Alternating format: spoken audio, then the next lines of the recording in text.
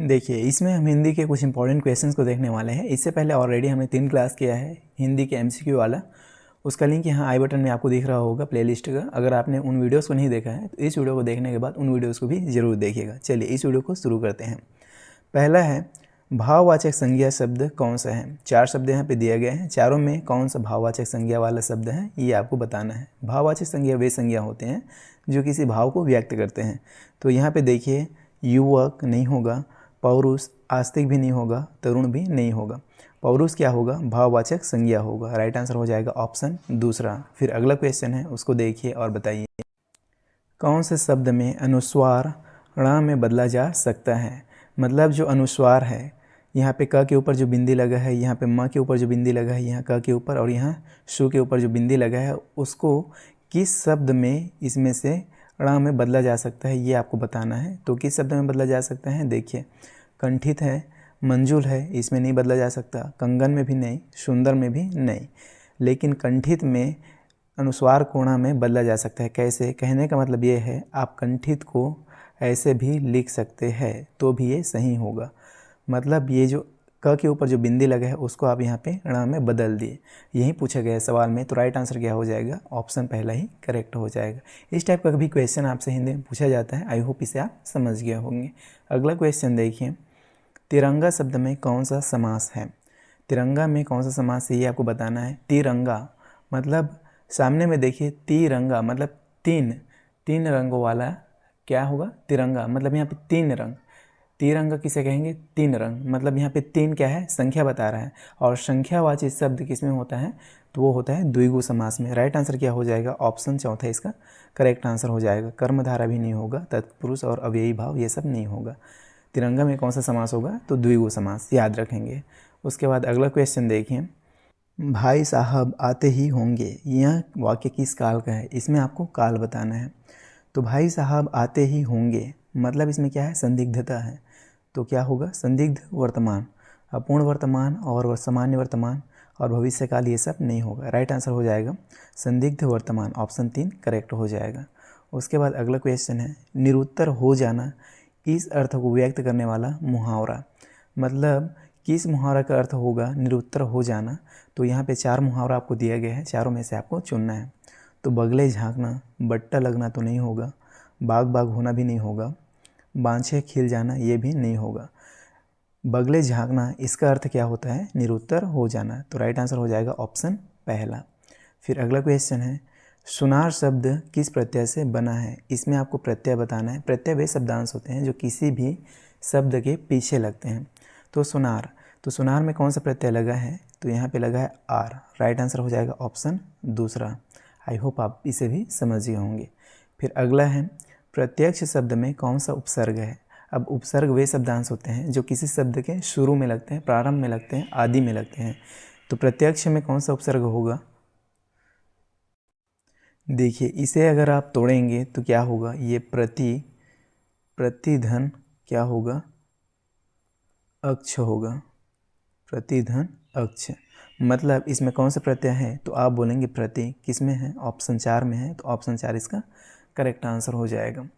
उसके बाद अगला क्वेश्चन है, अशुद्ध शब्द कौन सा है। 4 शब्द यहाँ पे दिया गया है, चारों में 3 शुद्ध है, 1 अशुद्ध है, उसे आपको बताना है। तो शुद्ध कौन कौन सा है, स्वाभिमान भी शुद्ध है, अध्ययन भी शुद्ध है और सलज्ज भी शुद्ध है। अनिष्ट होता है, अनिष्ट नहीं होता है। तो राइट आंसर हो जाएगा ऑप्शन दूसरा ही क्या है, अशुद्ध है। तो ऑप्शन 2 करेक्ट हो जाएगा।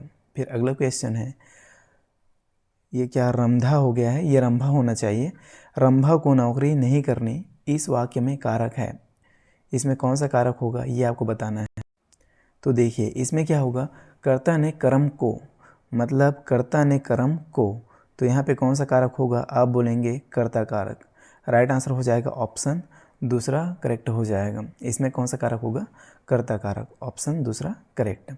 फिर अगला क्वेश्चन है, मैं चला तो जाता लेकिन वह आया ही नहीं, वाक्य में समुच्चय बोधक अव्यय है।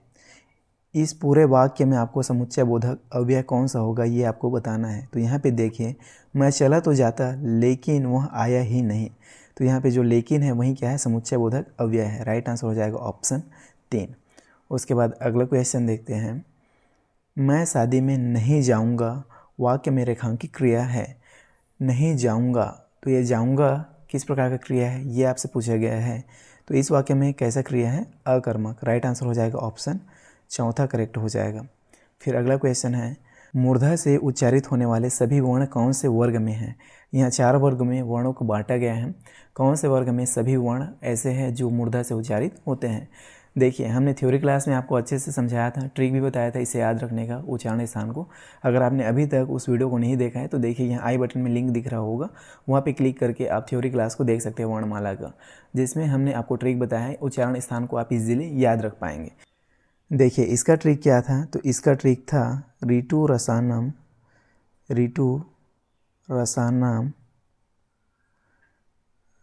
रसानम मूर्धन्य। यही ट्रिक हमने उसमें बताया था आपको। अगर आप इस शब्दों को याद रख लेते हैं तो इजीली इसे बना पाएंगे।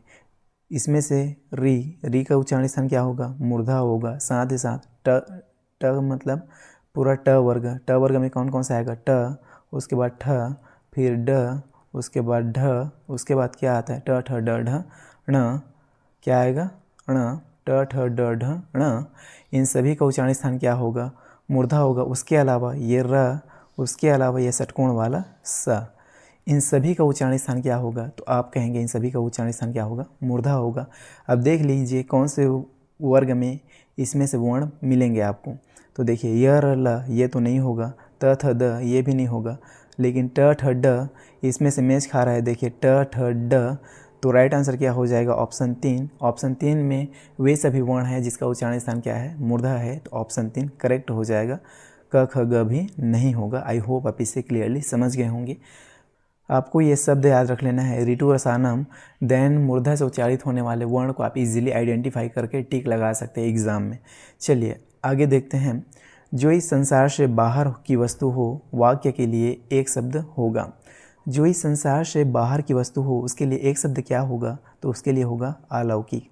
राइट आंसर हो जाएगा ऑप्शन पहला। भौतिक नहीं होगा, लौकिक भी नहीं होगा, अद्भुत भी नहीं होगा, उसके लिए एक शब्द क्या होगा? अलौकिक।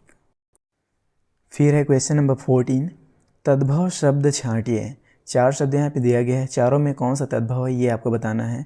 तो देखिए, मोती, शुष्क तो नहीं होगा, सूत्र भी नहीं होगा, चैत्र भी नहीं होगा। मोती क्या है? तद्भव शब्द है, तो राइट आंसर हो जाएगा ऑप्शन पहला।